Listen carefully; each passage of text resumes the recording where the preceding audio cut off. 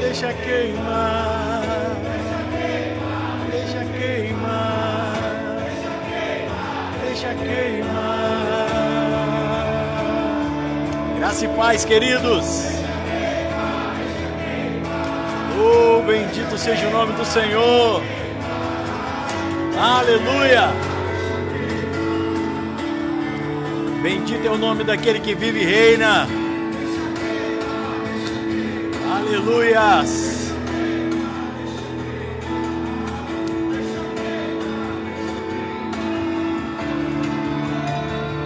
Bendito é o nome daquele que vive e reina para todo sempre. Aproveite esse momento para adorar ao Senhor. Oh, Pai eterno, Pai querido, Pai bendito, estamos na Tua presença mais uma vez, Senhor. Ah, meu Pai, para bendizer e louvar e exaltar ao Teu nome, Senhor. Para dizer a Ti muito obrigado por todas as riquezas que o Senhor tem nos concedido. Obrigado, Pai.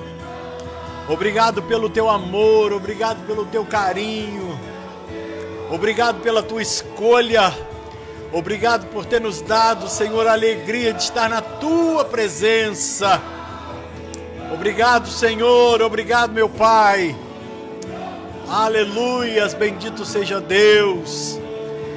Que o Senhor venha fazer brilhar no Teu Espírito a Sua palavra. Que o Senhor venha trazer paz ao Teu coração.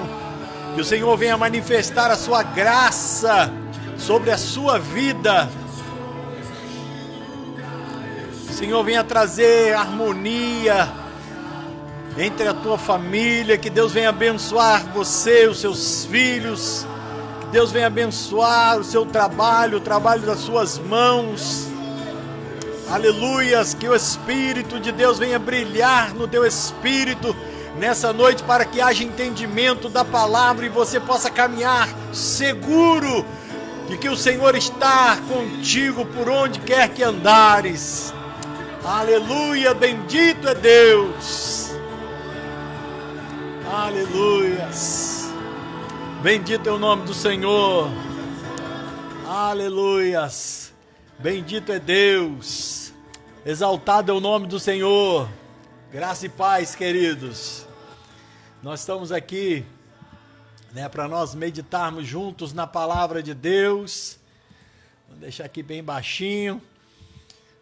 E hoje eu quero trazer algo da parte de Deus ao teu coração em alguns minutos, e eu tenho certeza que o Espírito de Deus irá falar com você de uma forma muito especial nessa noite, em nome de Jesus, Nós vamos dar início, vamos fazer uma leitura da palavra de Deus. O apóstolo Paulo, ele diz em algo que deixou muito claro aqui em Filipenses, no capítulo 3, a palavra de Deus diz, Filipenses 3, versículo 9.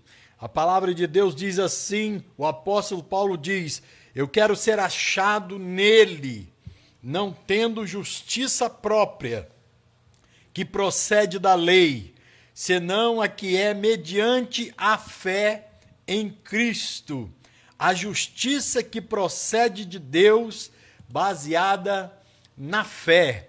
Mais uma vez, Filipenses 3:9, Paulo diz, eu quero ser achado nele que é em Cristo, não tendo justiça própria, não sendo a justiça do Paulo dizendo dele, que procede da lei, senão a que é mediante a fé em Cristo, ou seja, a justiça que procede de Deus, baseada unicamente na fé. Louvado seja Deus, tremendo é esta palavra. Hoje eu coloquei para vocês, algo, no Facebook, eu quero colocar aqui, eu coloquei para os irmãos a gente estarem meditando durante o dia.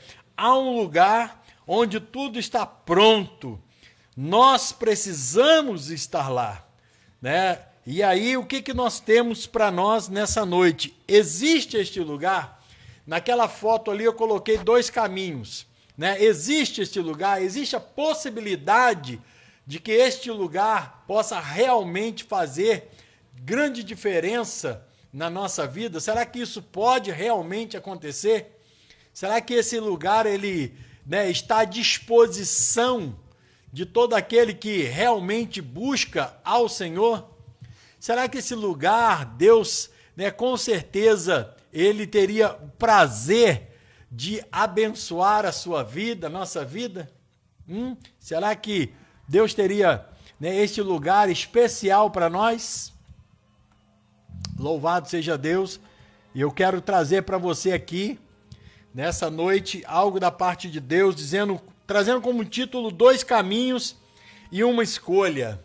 É necessário ter uma escolha quando nos deparamos neste caminho. Paulo diz que ele queria ser achado nele que é em Cristo, não pela lei, pela justiça própria, mas pela fé, a graça de Cristo. Então vamos lá. Quando as situações, tanto as favoráveis quanto as adversidades, vierem ao nosso encontro, precisamos ter uma única certeza. Essa certeza vai mudar toda a sua vida. Qual é, pastor? Que seremos achados nele que é em Cristo. Então, para que nós possamos juntos meditar, eu quero ser achado em Cristo, mas o que Cristo pode fazer em meu favor? O que Cristo pode trazer? Quem é Cristo? O que Cristo pode realizar em favor da minha vida, da minha casa, da minha família? Então precisamos saber primeiro quem Ele é. Não é verdade? Você que está me ouvindo aí, temos que ter essa certeza. Não adianta simplesmente nós ouvirmos falar de Cristo, nós precisamos saber quem Ele é. Isso fará toda a diferença na sua vida. Você saber de outra pessoa, você ouvir de outra pessoa, não garante que você vai ter a mesma convicção. Então o apóstolo Paulo escreve uma carta à igreja de Colossos, ou seja, Colossenses, capítulo 1, verso 13, em diante diz assim: quem é Ele? Ele nos libertou do império das trevas, nos transportou para o reino do seu Filho, amor, no qual temos redenção, dentro da palavra de Deus, deixa eu só baixar um pouquinho aqui, em qual temos redenção, ou seja, salvação, remissão, perdão dos pecados. Este é a imagem do Deus invisível, o primogênito de toda a criação, pois nele foram criadas todas as coisas, nos céus e sobre a terra, as visíveis e as invisíveis. Olha quanta coisa maravilhosa em Cristo. Sejam tronos, sejam soberanias, quer principados, quer potestades. Tudo foi criado por meio dele e para ele. Ele é antes de todas as coisas, nele tudo subsiste. Ele é a cabeça do corpo, ou seja, da igreja. Ele é o princípio, o primogênito entre os mortos, para que em todas as coisas tenha primazia, porque aprove a Deus que nele residisse toda a plenitude. Guarda isso no teu coração. Toda a plenitude está residindo em Cristo. Plenitude de quê, pastor? Plenitude de saúde, plenitude de bonança, plenitude de paz, plenitude de harmonia, plenitude de prosperidade. Toda a plenitude está em Cristo, havendo feito a paz pelo sangue da sua cruz, por meio dele, reconciliar-se consigo mesmo todas as coisas, quer sobre a terra, quer sobre os céus. Olha quanta coisa maravilhosa que Paulo tinha convicção. De quê? De que Cristo, em Cristo, ser achado em Cristo, é ter a garantia de que todas as coisas lhe seriam dadas também. Todas as coisas lhe seriam submetidas também, porque ele queria ser achado em Cristo, ou seja, estar em Cristo. Agora nós temos esse entendimento. A escolha nos mostra dois caminhos. No texto que nós lemos, existem dois caminhos ali mencionados por Paulo. Primeiro, a justiça própria, que procede da lei, ou seja, do merecimento, né? E segundo, a justiça de Cristo, que procede da fé, ou seja, da graça, do favor imerecido. Existem dois caminhos. Paulo diz no versículo 8 que o caminho da lei para ele era nada. Ele chegou a dizer: o caminho da lei para mim não valeu de nada, não vale de nada. Não há nada que possa acrescentar. Eu fiz disso tudo refúgio para alcançar algo mais sublime, algo superior. É isso que Deus tem para nós. E falando sobre esses dois caminhos, nós vamos ler rapidamente aqui Mateus 7, 13, 14, que diz assim: entrai pela porta estreita, larga é a porta, espaçoso o caminho que conduz para a perdição. Guarda esta palavra. E são muitos os que entram por ela. Porque estreita é a porta, apertado o caminho que conduz para a vida, e são poucos que acertam com ela. Então, existem duas palavras aqui que eu gostaria de chamar a sua atenção nessa noite. Paulo diz que existem dois caminhos: o caminho da justiça própria e o caminho da justiça dada por Cristo. Caminho da justiça própria, a lei. Caminho dado, a justiça dada por Cristo, a graça, a fé. Ele diz: eu quero a fé, eu quero crer, eu não quero fazer, porque ele, se você ler, né, Filipenses capítulo 3, a partir do verso 1, você vai entender por que Paulo estava falando isso. Ele mostrou claramente essa palavra, esses dois caminhos. Nós precisamos ter a certeza de ter a escolha certa no caminho certo para sermos achados em Cristo quando a adversidade vier, quando as dificuldades vierem e também quando as bonanças vierem, para que tudo ocorra de acordo com a vontade dele. Então nós vamos ver aqui que em Mateus 7, 13 e 14 também fala de duas situações. A primeira, perdição. Né? Existe um caminho largo, uma porta larga, um caminho largo que leva muitas pessoas à perdição. E quando nós olhamos essa palavra, achamos o quê? É inferno. A pessoa se perdeu, vai para o inferno. É lá que essa palavra diz: não, querido. A palavra perdição aqui se diz separação. O original diz respeito a separar uma parte do todo. Vou trazer para você, é como tomar parte de algo que existe no todo. Você tem um pão inteiro e você parte um pedaço daquele pão.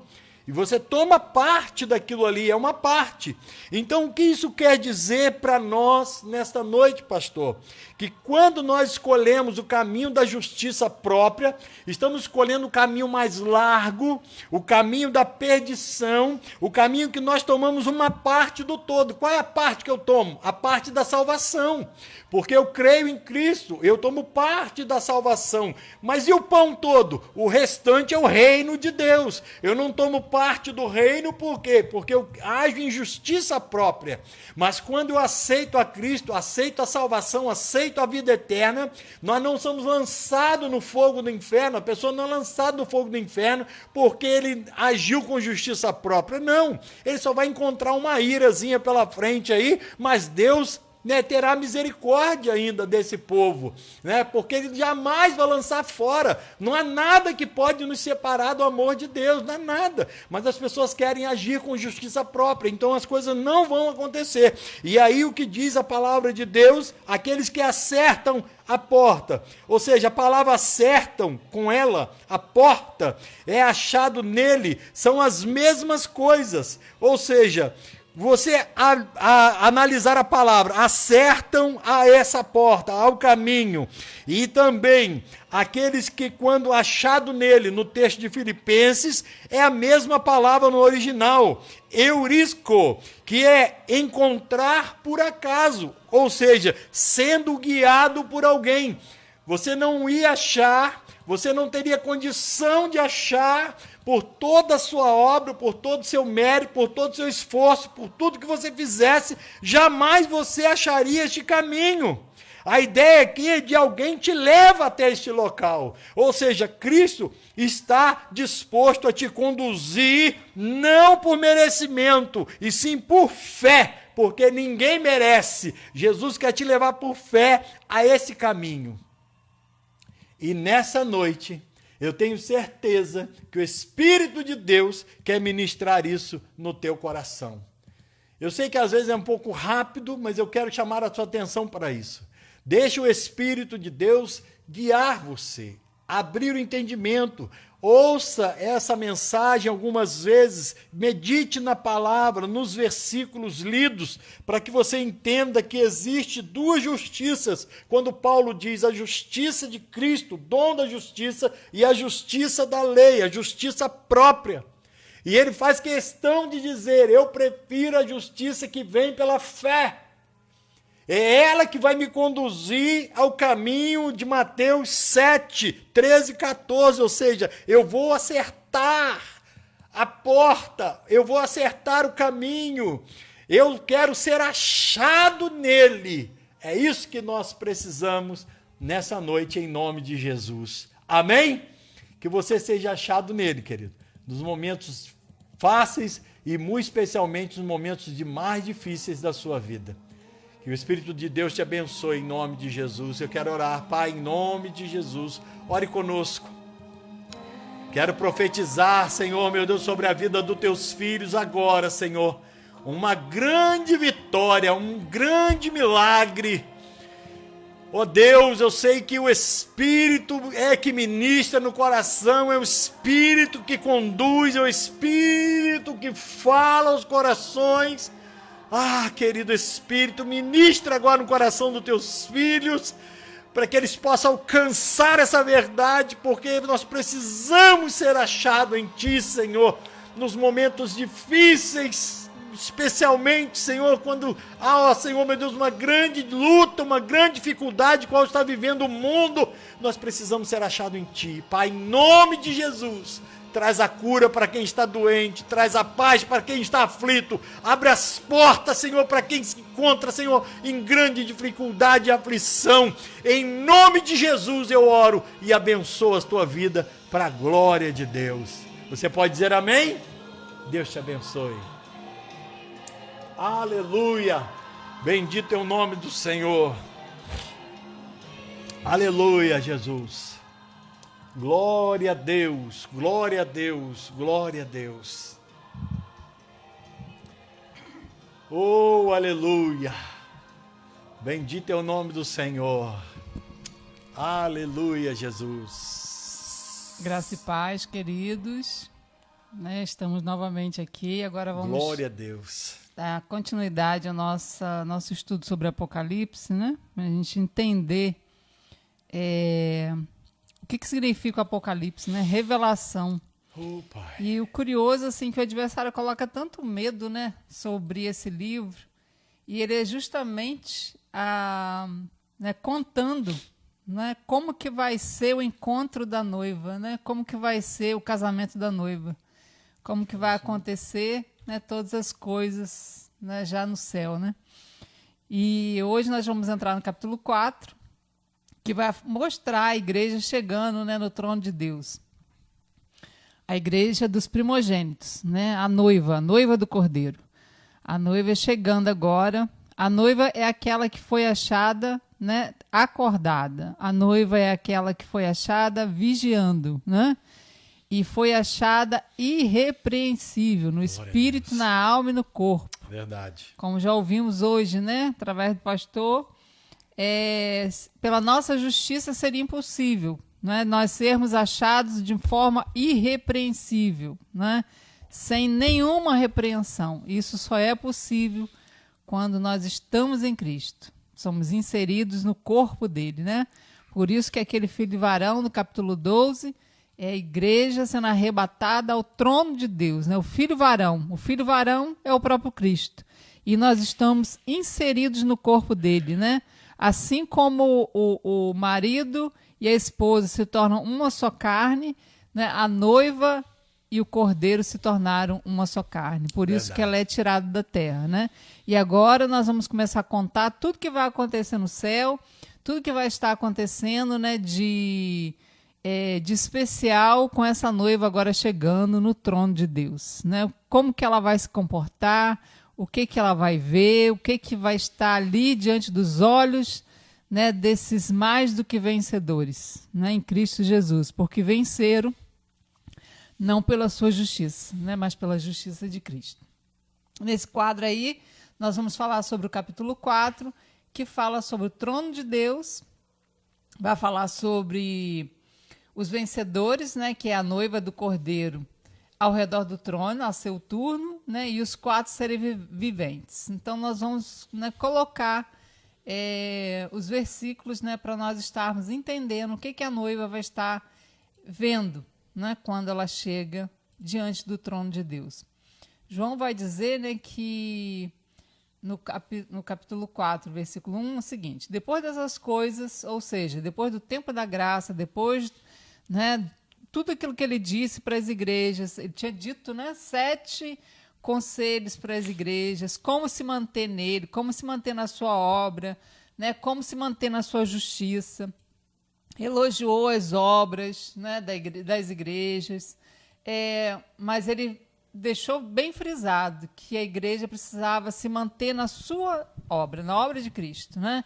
E que a sua obra teria galardão, mas os verdadeiros vencedores é aqueles que permanecerem, né, em crer na palavra de Deus e não negar o seu nome. Qual é a palavra de Deus para a graça, irmãos? Hebreus 8:12. Né, e dos seus pecados não mais me lembrarei. Só que o diabo o tempo todo ele nos faz duvidar dessa palavra de Deus, né? Quando nós duvidamos, nós achamos que precisamos fazer algo, né, para sermos salvos, nós caímos da graça, né? E nós ficamos no merecimento, na justiça própria. E a justiça própria, ela mancha as nossas vestes, né? Nós vimos ontem que essas vestes são dadas pelo próprio pai do noivo, né, pelo nosso Deus. E essas vestes não podem ser manchadas de suor, né? Elas têm que ser de linho puro, fino, resplandecente. O linho fala das vestes dos sacerdotes, né, que não podiam usar lã, porque a lã os faria suar. O que hoje nos faz suar, irmãos, na vida cristã, na caminhada cristã? Justamente é o fazer, né, o tentar fazer algo que já está feito, já está consumado, né? Então, a Bíblia hoje nos convida a entrar no descanso, a entrar na terra prometida, a entrar no que já está feito, né? E usufruir. Isso é descansar. Quando Adão estava ali no jardim, né? Quando Deus criou Adão, todas as coisas já tinham sido feitas. E Deus criou Adão justamente no 6º dia. E o primeiro dia de Adão foi o 7º, que foi o dia do descanso de Deus. Né? E hoje Deus convida a igreja também a entrar no 7º dia, né? No dia do descanso. Que dia é esse, irmão? É o dia que a obra foi consumada. Tudo está pronto. E eu só desfruto dela através do crer. Não é? É óbvio que eu vou... a graça envolve obras, com certeza, que a Bíblia diz que a fé sem obras é morta, mas são obras de amor, obras em que eu me dou, obras em que eu me preocupo com a posição do meu próximo, que eu me preocupo, né, com o bem-estar dele, eu me preocupo se aquilo que eu vou fazer vai prejudicar o meu próximo. Então, toda a minha vida cristã ela tem que ser pautada nisso, no amor, né? Nós chegamos a ver lá em Coríntios, né? É Coríntios que Paulo fala dos dons espirituais? Sim, não é? 12. Ele fala dos dons espirituais, mas ele fala que sobre todos os dons, o principal, né? Podia ter todos os dons, mas se não tivesse amor, de nada adiantaria, né? Verdade. Então, o que sela a nossa o estar em Cristo é justamente quando amamos uns aos outros, né? Então, o amor, ele é o vínculo da perfeição, é aquilo que nos aperfeiçoa, né? É uma obra excelente diante de Deus. Então, hoje, tudo que nós vamos fazer, nós devemos colocar, né, o amor em primeiro lugar. O que eu vou fazer, eu vou prejudicar meu irmão? O que eu vou fazer, eu vou prejudicar o meu próximo? Então, eu não faço. Eu prefiro, né, levar o prejuízo, sofrer o prejuízo, do que prejudicar o meu irmão, né? Isso em vários sentidos, irmão. Sentimentalmente, né? Em relacionamento com funcionários, relacionamento pais e filhos, relacionamento com esposa, todos os relacionamentos, né, são pautados no amor. Então, onde tem amor, né, ali tem luz. E onde tem luz, tem vencedores, né? Então, o amor, quando Jesus vier, ele vai buscar justamente essa noiva, né, que ela entendeu que o amor é a base de tudo, né? Mas ali, depois que João diz, né, que todas essas coisas tinham sido faladas já, né, ele olha e eis não somente uma porta aberta no céu, como também a primeira voz que eu ouvi, como de trombeta, ao falar comigo, dizendo: sobe aqui e te mostrarei o que deve acontecer depois dessas coisas. Então, ele está falando justamente da porta aberta lá que Jesus falou para Laodiceia, para Filadélfia. Eis que diante de ti coloquei uma porta aberta. Essa porta é a porta do reino, irmãos. Né? Nós temos que ter muito cuidado quando nós lemos a Bíblia, porque tem coisas que são ditas, né, que a pessoa não vai herdar o reino. Nós temos que ter muito cuidado para achar que a salvação tem um preço. A salvação e vida eterna não tem preço. Não envolve nenhuma mudança de comportamento, porque Verdade. ela foi te dada como presente. Isso aí tem que ficar muito, muito certo no nosso coração, porque senão nós entramos na justiça própria. E a nossa justiça não é suficiente para alcançarmos nada de Deus, né? Ontem aqui foi dita uma palavra que o céu está aberto sobre Cristo. Ele cumpriu todos os mandamentos. E porque eu estou nele, eu, né, sou abençoada por isso. Mas nós temos que ter isso em mente. Reino de Deus é diferente de salvação. Quando a pessoa não consegue fazer essa separação, ela confunde as coisas na Bíblia. Sim. Há uma confusão. Ela não consegue separar isso. E aí ela acha que ela tem que fazer alguma coisa. Se eu não fizer, eu perco a minha salvação e vou para o inferno. Não é? A salvação não envolve, não é, graça e mais alguma coisa. Não envolve nada da sua parte. A Bíblia diz, mesmo que você for infiel, ele vai permanecer fiel à sua aliança. Né? O amor dele não é condicional, ou seja, eu te salvo, não é? E se você pisar na bola, eu te lanço no inferno. Isso não existe. Né? Então, uma vez que você creu no Evangelho, uma vez que você aceitou Jesus como teu Salvador, não é? A sua salvação ele te deu de presente, foi um presente.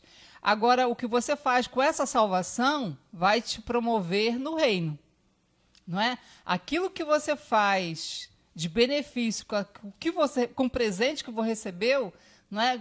A forma como você corresponde ao presente, a forma como você corresponde à salvação que você recebeu, isso vai te gerar galardão. Não é? E o amor é a maior forma que nós podemos corresponder a essa salvação que recebemos. Né?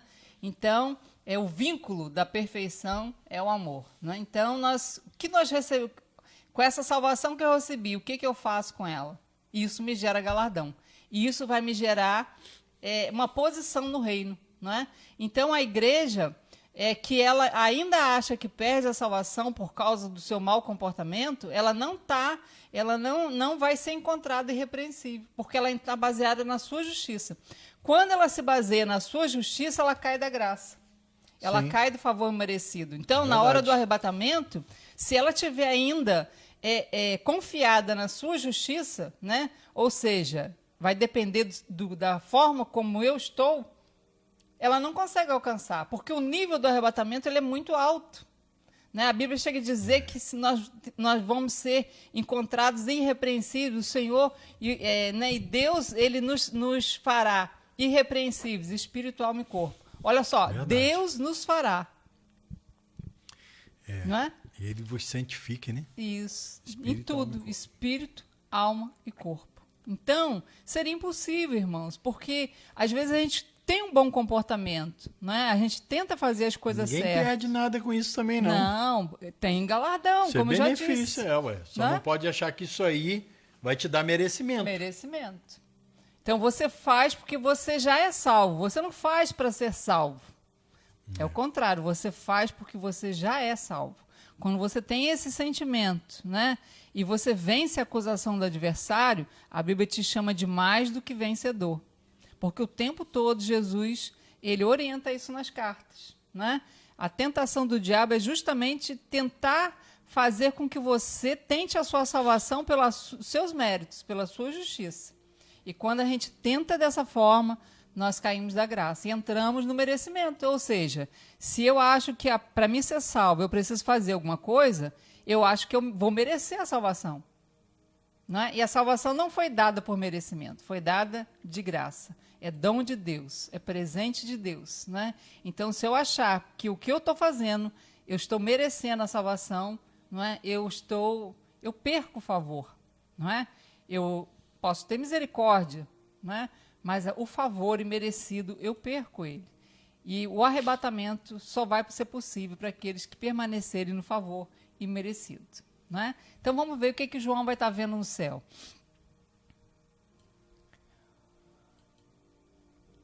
1:10 e 11 diz assim: achei-me em espírito no dia do Senhor, né? Que é o dia do juízo, o dia que nós vamos tomar a terra juntamente com Cristo. Né? E ouvi por detrás de mim grande voz como de trombeta. Então é a mesma voz que ele ouviu, ó, né? Viu uma porta aberta e a primeira voz que eu ouvi. Né? Foi nesse momento aí que João ouviu essa primeira voz, né? E a voz do Espírito Santo. E o Espírito Santo dizendo para ele, né? O que você vê, escreve num livro, né?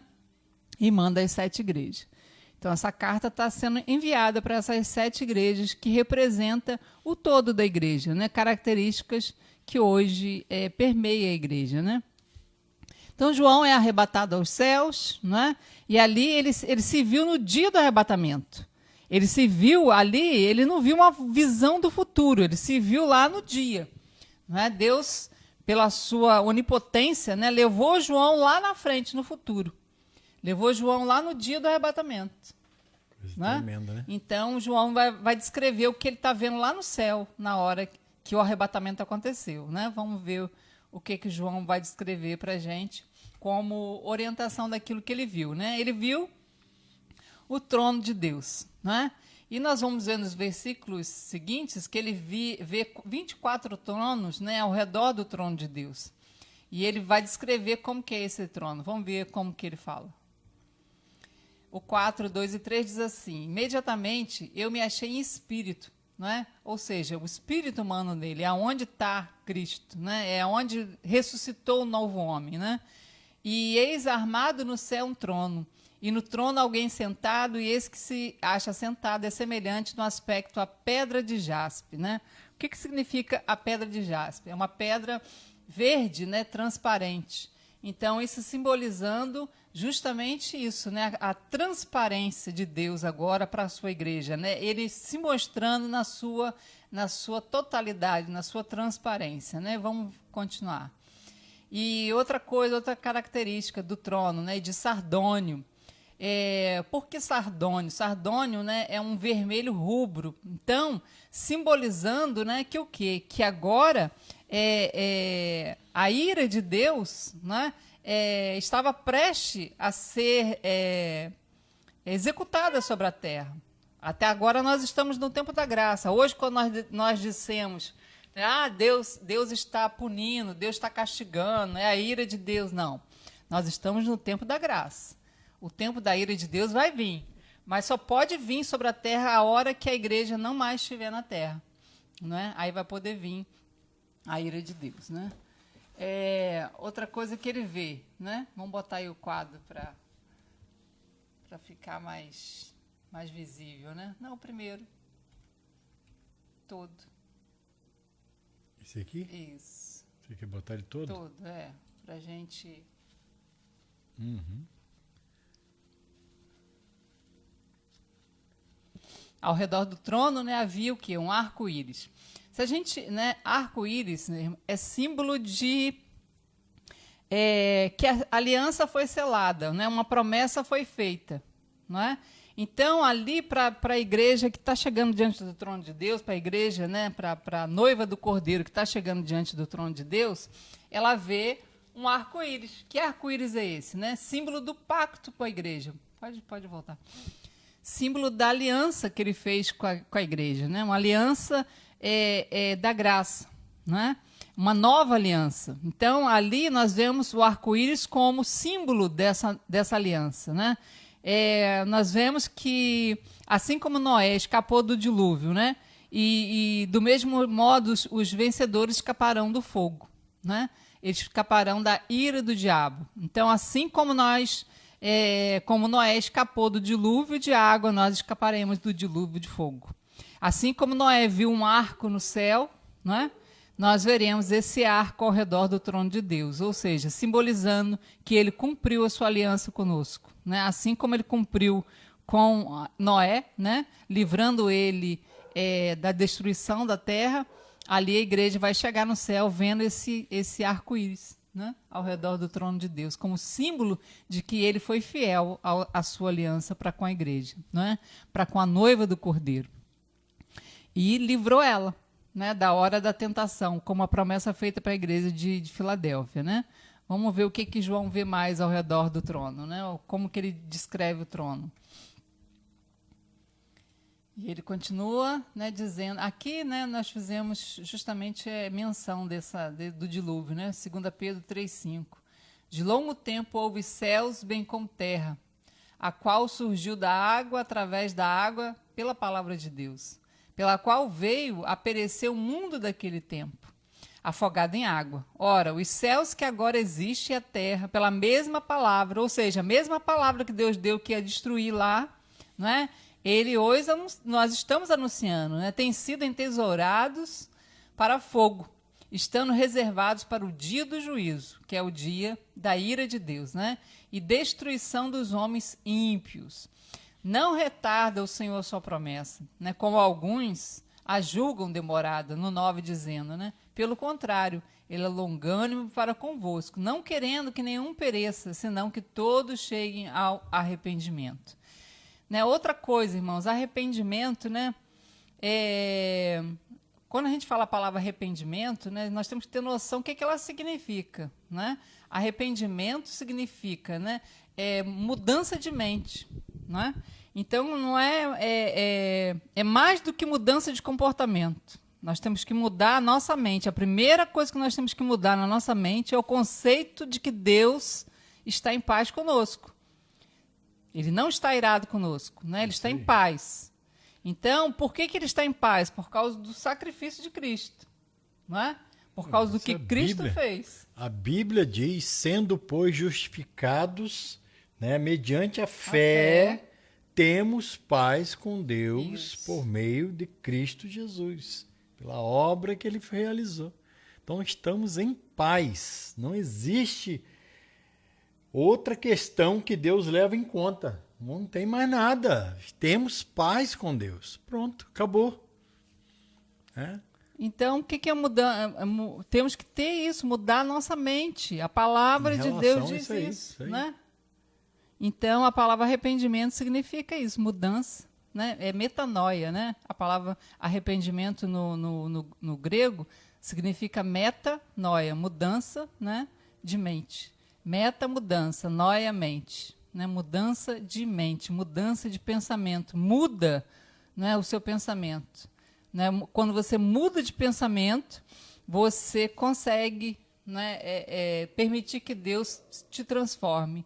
né, te molde, viva através de você, entra na sua alma, modifica, né, os seus sentimentos, suas emoções. Mas isso só é possível quando nós abrimos a nossa mente para entender que tudo foi Ele que fez, né? E que nós só temos que nos render, não é isso? Que você, no sentido de se deixar levar. Sim, que nós colocamos hoje, o apóstolo, que a Bíblia fala, né?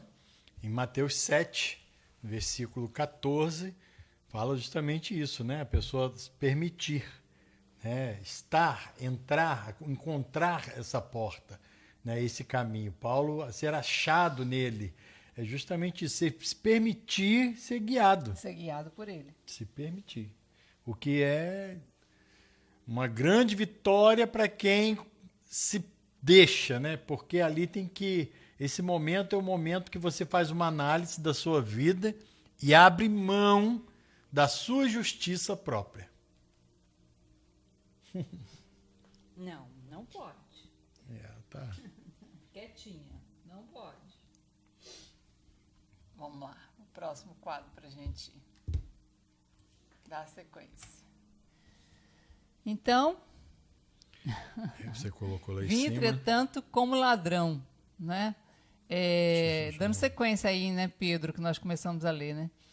O dia do Senhor, na qual os céus, né? Quando fala de céus, fala do campo magnético, né? Passarão com estrepitoso estrondo.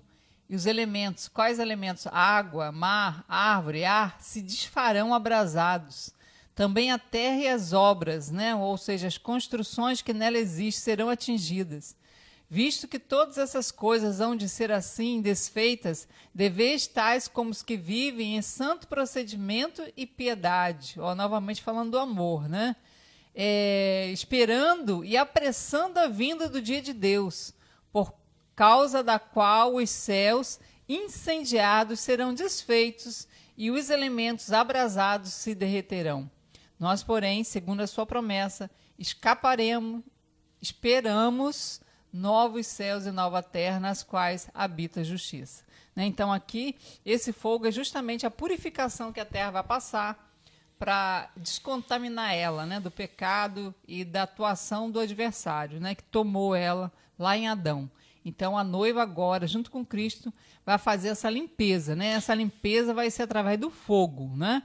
É igual quando você chega no lugar e tem um monte de entulho. O que você tem que fazer? Você tem que botar fogo naquilo ali, né? Para fazer uma faxina geral, né? E aquilo virar cinza. É isso que vai acontecer com a terra, não é? Então, Não se deve fazer isso não, né? Mas é o que muita gente faz. hoje não pode fazer porque é uma questão de, né, meio ambiente, né? Mas antigamente se fazia isso, né, como forma de limpeza, né? Através do fogo, né? Vamos ver agora o próximo quadro. Obrigado, filho. Levar a pequenininha aqui, porque hoje ela está com muita vontade de colo aqui. Já veio para minha perna, para a perna dela. E ele continua olhando, né? E ele continua descrevendo o que ele vê. Semelhante, e ele vê, né, o rosto semelhante a aspecto a esmeralda, né? Símbolo de vida eterna. A esmeralda tem símbolo de vida eterna. Do trono saem relâmpagos, né? Ou seja, relâmpago anuncia o trovão, o relâmpago anuncia o trovão, né? Então, depois ele fala dos trovões, né? Relâmpagos e trovões, ou seja, a voz, né? Juízos sendo declarados, né? E trovões, né? Que né? O mesmo que o povo, né? Viu no monte, né? Onde foi escritas, né? As leis. Sinai.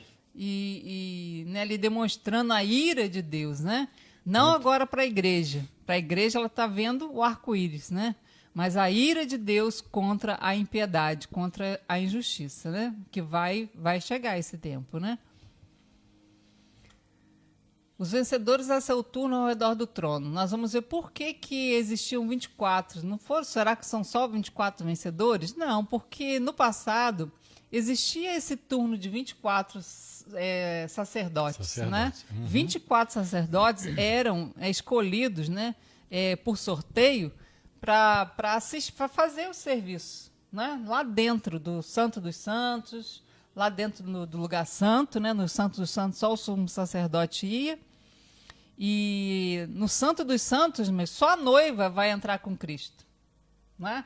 Ela entra no Santo dos Santos porque ela entra em Cristo. Como ela e o Cristo são só um espírito, não é? Ela entra com o seu sumo sacerdote, que é Cristo. E no lugar santo, né, nós vemos 24 tronos ao redor do trono de Deus, né? E justamente simbolizando isso, um sorteio. E esse sorteio provavelmente vai ser de acordo com os galardões, né? O que nós fizemos com a nossa salvação? A nossa salvação é de graça, não é? Ela não tem preço. Agora, o que nós fizemos com ela? Não é? Toda a obra que nós fazemos em prol, né, do reino de Deus vai ter galardão. E esses galardões irão né, nos colocar, nos posicionar nesses tronos. Né?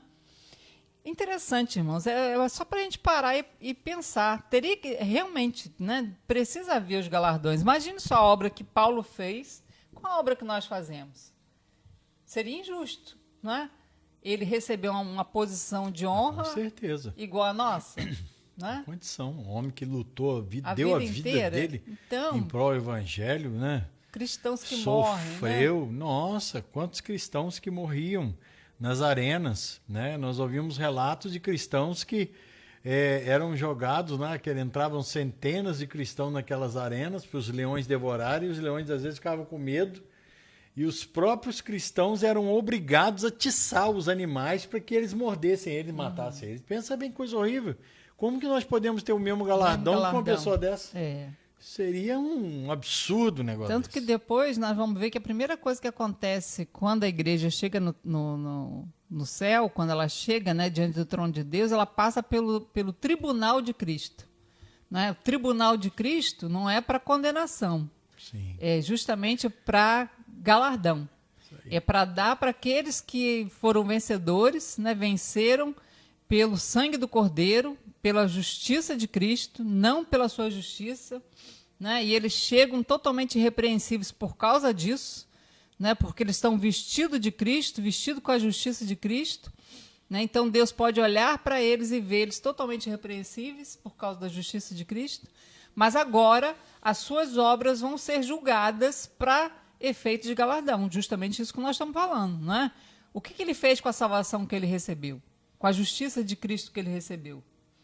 Então, de acordo com o que ele fez, ele vai ter posições, não é, em relação ao trono, né? Posições de honra, coroas de honra, não é? Ele vai ser honrado, não é? Ele vai ser elogiado diante de toda a comunidade, de todo cristão que é noivo, vai ser noiva lá na hora, ele vai ser honrado pelas suas obras, não é? Então a Bíblia chega a dizer que tem uns que vão passar como que pelo fogo, não é? As suas obras vão passar pelo fogo e vão se queimar, então não vão gerar galardão. Então eu acredito assim que vai ditar uma proximidade do trono, né, dos afazeres, do que vai se poder fazer, do que se vai poder se fazer, o juízo que vai poder ser feito na terra, vai ser alguma coisa... De que forma que vai reinar, né? Sim. De que forma que as pessoas vão estar reinando, né, e tudo mais, porque é igual hoje, nós temos os ministros, né, os governadores, sim, prefeitos, vereadores, e por aí vai. Eu creio que da mesma forma...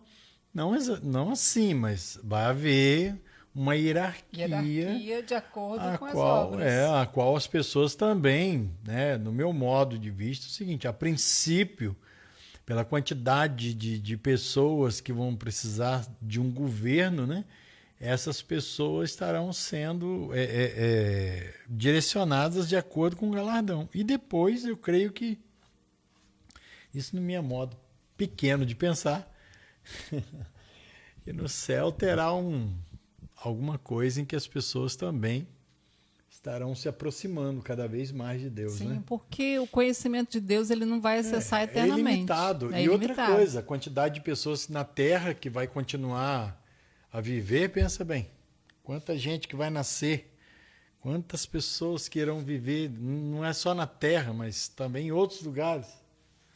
Isso é um outro mistério, né? Vamos ver que João continua vendo diante do trono de Deus, né?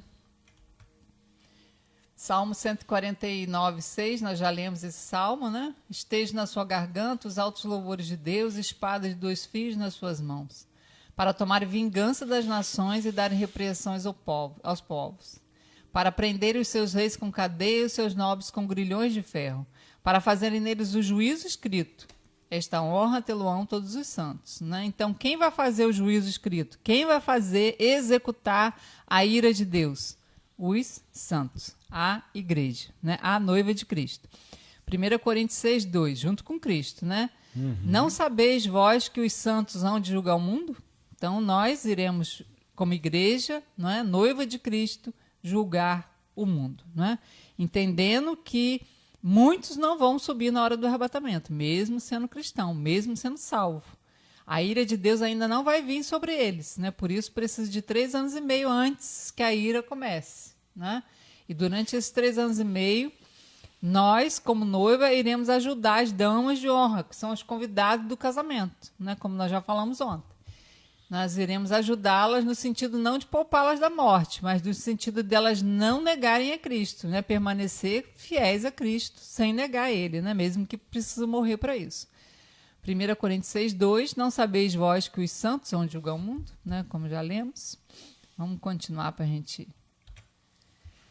15:5, ó, depois, Apocalipse 15:5. Depois dessas coisas, olhei e abriu-se no céu o santuário do tabernáculo do testemunho. Isso aqui é o Santo dos Santos, irmãos. Olha quem vai estar lá dentro do Santo dos Santos. E os 7 anjos que tinham os 7 flagelos saíram do santuário. Esses 7 flagelos aqui são as 7 taças, não é?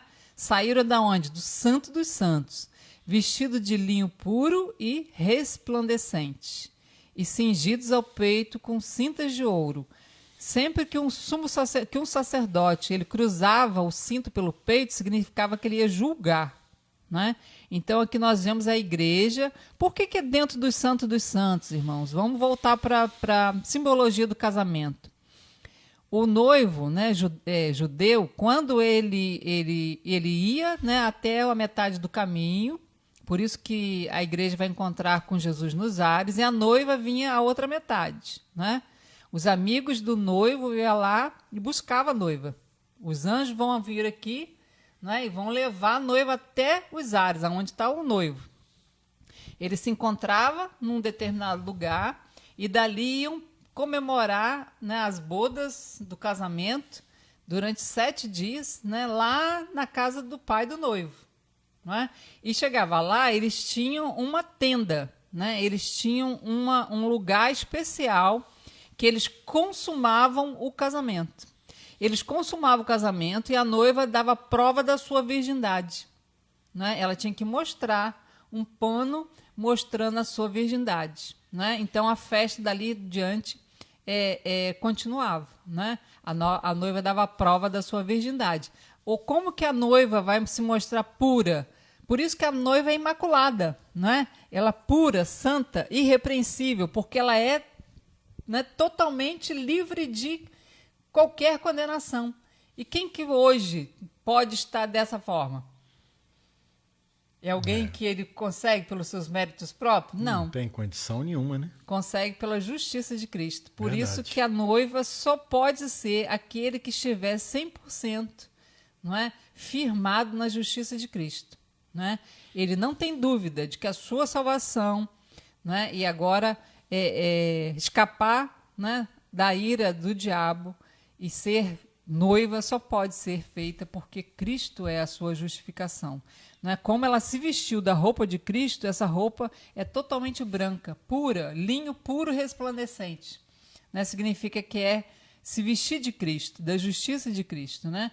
Então esses 7 anjos, por isso que eu digo que esses 7 anjos são a noiva de Cristo, porque só vai entrar na câmara nupcial, que é o Santo dos Santos, a noiva e o cordeiro. Eles entram, consumam, né, o casamento, né, e agora sai para julgar a terra, né, sai para executar o juízo, né. Aí Apocalipse 19, 7 mostra, né, que justamente é a esposa que foi dado vestir-se de linho fino, né, puro e resplandecente, né? A noiva foi dada se vestir, né? Ali em Apocalipse 19:7. Então, sempre que você vê né, esses anjos do Apocalipse, você tá vendo a noiva, porque João foi levado lá no futuro para ver o que ia acontecer com a noiva de Cristo depois que acontecesse o arrebatamento, não é? Nós temos tempo ainda ou vamos encerrar? Vamos ver o próximo quadro. Vamos ver mais um só, né? Para a gente poder já também o 4:4, né, diz que ao redor do trono há também 24 tronos. São justamente esses, né? E assentado neles 24 anciãos. São os cristãos vencedores, né? Anjos não são coroados, irmãos, né? E nem se assentam em tronos para julgar. Só a igreja recebeu esse galardão, essa promessa. E nem os santos do Antigo Testamento terão essa honra, irmãos. Os santos do Antigo Testamento, eles são convidados do noivo. Eles estão lá, né, para festejar o casamento junto com o noivo. Mas são convidados, não é? Então, noiva do Cordeiro é só quem sobe na hora do arrebatamento e quem ressuscita em Cristo, não é? Aqueles que morreram em Cristo ressuscitarão primeiro, não é? E vão se unir ao corpo de Cristo e nós seremos transformados se ainda estivermos vivos, né? No abrir e fechar de olhos.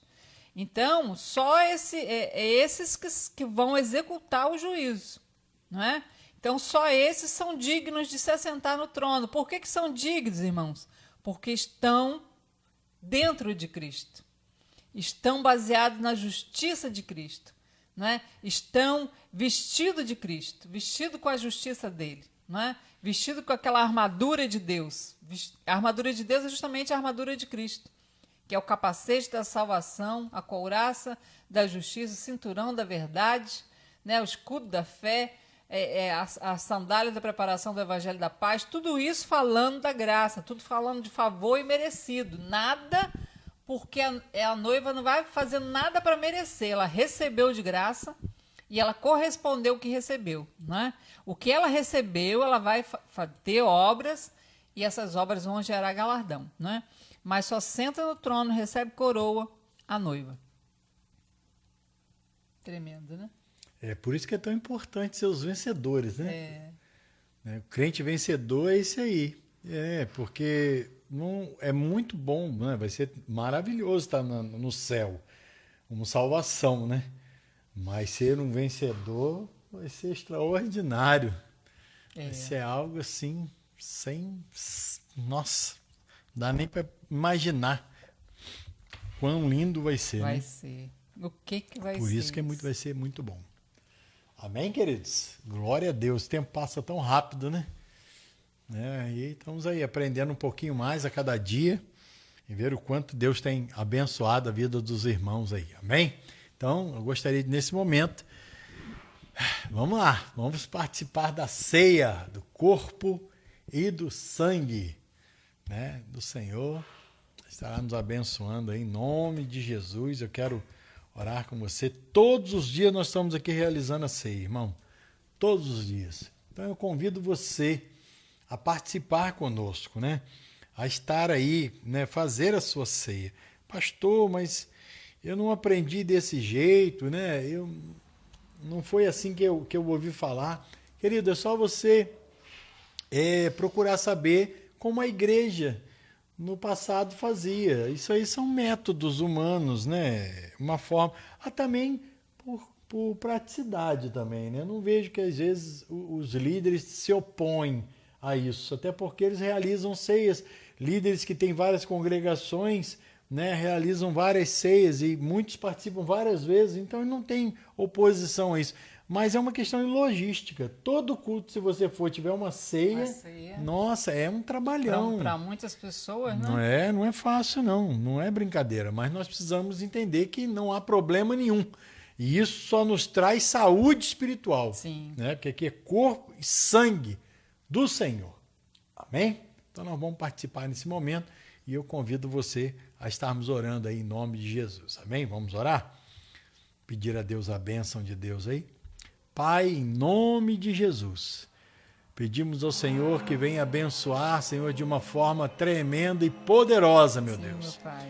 Para a glória do teu nome, manifesta aqui, Senhor, o teu poder, Senhor. Eis aqui o teu corpo, o teu sangue. Nós estamos aqui orando, crendo, Senhor, meu Deus, ó Pai, ó Deus que tu deu, Senhor, meu Pai, o teu corpo em favor das nossas vidas, o teu sangue para remir-nos dos nossos pecados, perdoar-nos as nossas ofensas, nossos delitos, e hoje nós podemos estar diante de Ti, Senhor, mediante a fé, Senhor, diante de tudo aquilo que o Senhor tem feito por nós, e ainda continua fazendo. Estamos aqui aprendendo todos os dias que grandes coisas ainda iremos realizar.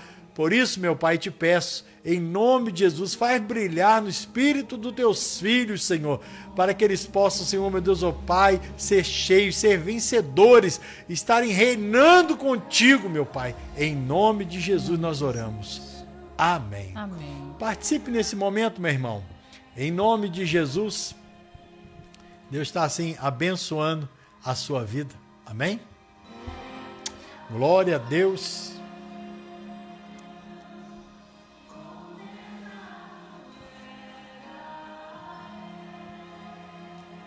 Glória a Deus.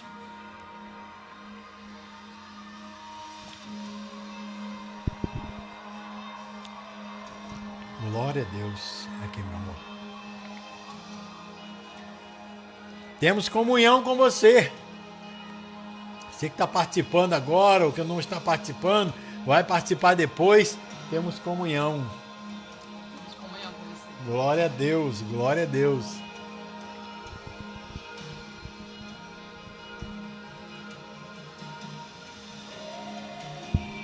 Glória a Deus.